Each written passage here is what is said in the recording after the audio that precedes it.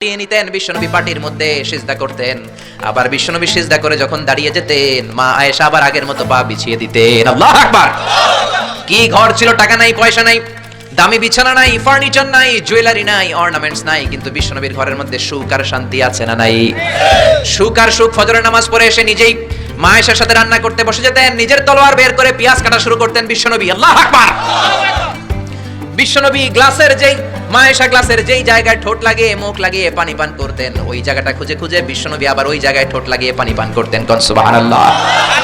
আবার গোশত খাওয়ার পর বিশ্বনবীর স্ত্রী মা আয়েশা হাড্ডি চষতেন, চষে ফেলে দেওয়া হাড্ডিটা বিশ্বনবী আবার হাতে নিয়ে চষা শুরু করতেন। আল্লাহু আকবার।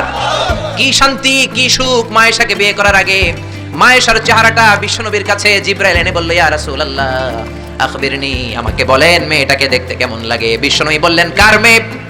আপনার বন্ধু আবু বকরের মেয়ে। কেন এনেছো? আল্লাহ ডাইরেক্ট প্রপোজাল দিয়েছে, ডাইরেক্ট প্রপোজ করেছে বিয়ের জন্য। বিশ্বনবী বললেন, তাই নাকি? জিবরাইল বললেন, হ্যাঁ ইয়া রাসূলুল্লাহ, আমি হলাম বিয়ের ঘটক, আল্লাহ হলেন বিয়ের কাজী। বিশ্বনবী বললেন, তুমি যদি বিয়ের ঘটক হও, আল্লাহ যদি হয় কাজী, আমি মুহাম্মদ রাজি। আল্লাহু আকবার। বিয়ে হয়ে গেল। ঘরে দামি কিছু নাই, ফার্নিচার নাই, টাকা পয়সা নাই, কিন্তু বিশ্বনবীর ঘরের মধ্যে সুখ আছে না নাই? বিবিদেরকে এত ভালোবাসতেন, কোনোদিন মারামারি করেন নাই, যৌতুকের জন্য পিটান নাই, কোনোদিন গায়ে হাত তোলেন নাই। কোন ঠিক কিরা? এক একজনকে বিশ্বনবী প্রাণ ভরে ভালোবাসতেন। বিবিরাও বিশ্বনবীর কাছে আবদার করতেন, নানা ধরনের আবদার। বিশ্বনবী সেগুলো পূরণের চেষ্টা করতেন। আবার মাঝে মাঝে রাত্রিবেলা মা আয়েশার সাথে দৌড়াদৌড়ির প্রতিযোগিতা করতেন। কোন সুবহানাল্লাহ। সহিহ হাদিস, মা আয়েশা তখন চিকন ছিল। তাহাজ্জুদের সময় বিশ্বনবী উঠে মা আয়েশারে বললেন, আয়েশা, ও আমার কলিজার টুকরা হুমায়রা। মা আয়েশাকে আদর করে বিশ্বনবী হুমায়রা বলতেন। হুমায়রা মানে যেই মহিলা রেগে গেলে, খুশি হয়ে গেলে, রাগের চোটে, খুশির চোটে দুইটা গাল আনার ফলের মতো টকটকে লাল হয়ে যায়। কোন সুবহানাল্লাহ। মা আয়েশা রেগে গেলে গালগুলো লাল হয়ে যেত, গাল দুইটা টকটকে লাল আকার ধারণ করতো। বিশ্বনবী তাকে হুমায়রা বলতেন, হুমায়রা, মদিনাতে কেউ জেগে নাই, চলো না আমরা দৌড় দৌড় খেলি। মা আয়েশা মহা খুশি, কারণ সব বিবিরাই চায় স্বামীরা একটু রোমান্টিক হোক। কোন ঠিক কিনা? সব বিবিরাই চায় স্বামী আমার দিকে স্পেশাল নজর দেখ। সব বিবিরা চায় স্বামী আমাকে নিয়ে পারলে একটু রেস্টুরেন্টে ঘুরতে যাক, স্বামীরা পারলে আমারে একটু বেড়াতে নিয়ে যাক। এরকম আবদার বিবিদের কাছে আছে না নাই? কিন্তু এমনও অনেক স্বামী খুঁজে পাবেন, বছরের পর বছর যায়, বিবিরে সালামও দেয় না, আছে না নাই? খিটখিটে মেজাজ দেখায়, ধমক দেয়, আবার যৌতুকের জন্য পিটায়, আছে না নাই? জোরে বলেন, আছে না নাই? শয়তান দিল যৌতুক, কোরআন দিয়েছে মোহর। আমরা এখন মোহর ছেড়ে দিয়ে যৌতুকের পেছনে হাঁটি। জোরে বলেন ঠিক কিনা? যৌতুকের চেয়ে জঘন্য অপরাধ সমাজে নাই। কুকুরের গোশত খাওয়া যত গুনাহ, যৌতুক তার চেয়েও বেশি গুনাহ। ঠিক কিনা? কুকুরের গোশত খেলে একটা গুনাহ হয়, হারাম খাওয়ার গুনাহ হয়, কিন্তু যৌতুক খেলে দুইটা গুনাহ হয়। এক হলো হারাম খাওয়ার গুনাহ, দুই হচ্ছে শ্বশুর বাড়ির উপরে জুলুম করার গুনাহ। জোরে বলেন ঠিক কিনা? মা আয়েশা বললেন, ইয়া রাসূলুল্লাহ, আমি দৌড়াদৌড়িতে রাজি। বিশ্বনবী বললেন, লেটস স্টার্ট দ্য কম্পিটিশন, চলো কম্পিটিশন শুরু করি। ওই যে মদিনার মসজিদের পাশে বড় একটা পিলার দেখা যায়, ওই পিলারের মধ্যে কে যে আগে ধরতে পারে রে আয়েশা, চলো আমরা দৌড় দেই। বিশ্বনবী বললেন, ওয়াহিদ ইসনাইনি তালাতা, 1 2 3 লেটস গো, চলো দেই দৌড়। বিশ্বনবী অপেক্ষাকৃত মোটা ছিলেন, মা আয়েশা চিকন ছিলেন। মা আয়েশা দৌড় দিলেন, বিশ্বনবীকে পেছনে ফেলে ওই পিলার ধরে মা আয়েশা ফার্স্ট হয়ে গেলেন। কোন সুবহানাল্লাহ।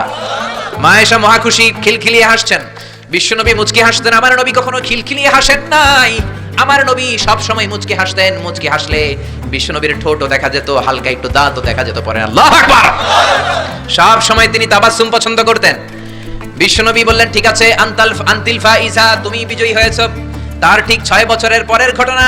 এই 6 বছরের ব্যবধানে মা আয়েশার আগের মতো চিকন নাই, মা আয়েশারে মোটা বানিয়ে দিয়েছে কে?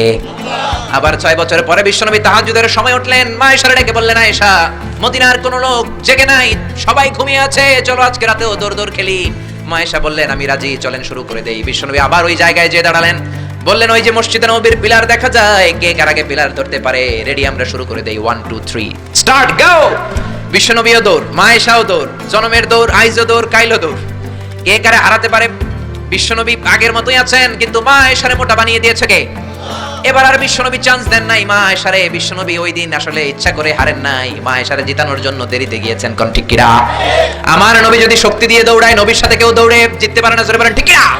মদিনাতে বিশ্বনবী যখন ঘোড়া হাঁকাতেন, সাহাবীরা বলতেন 1 মিনিটের মধ্যে, আধা মিনিটের মধ্যে বিশ্বনবীর ঘোড়া যে কত সামনে চলে যেত। সামনে আমরা ধোঁয়ার বালি দেখতাম, বিশ্বনবীরে খুঁজে পাওয়া যেত না। আল্লাহু আকবার। আবার তিনি যখন ওট হাঁকাতেন, পাগলের মতো বাতাসকে পেছনে ফেলে ওটগুলো দৌড়াতো। আতবা আর কসওয়া, এই দুইটা উট নবী ব্যবহার করতেন। নবী কি ব্যবহার করতেন এগুলো জানেই না। সালমান খান কোন ব্র্যান্ডের টিস্যু দিয়া টয়লেটে যায় এটাও জানে। কোন নায়ক কি করে, সাকিব আল হাসান কোন ড্রিঙ্কস খায় এরকম মাসেল বানাইছে, সবার মুখস্থ আছে না নাই? এরপরে মাশরাফি কেমনে পেস বল করে ওই প্র্যাকটিস আছে না নাই? কে কেমন কি করে সব মুখস্থ, কিন্তু নবীরা কেমন চলতেন, নবীদের সুনান কি ছিল এটা আমাদের জানা নাই। জোরে বলেন ঠিক কিনা? বিশ্বনবী যদি দৌড়ের মতো দৌড় দেয় কেউ পারে না, এমন শক্তি আল্লাহ বিশ্বনবীর মাসলের মধ্যে দিয়েছেন, কাউরে একবার ধরলে খবর আছে না নাই?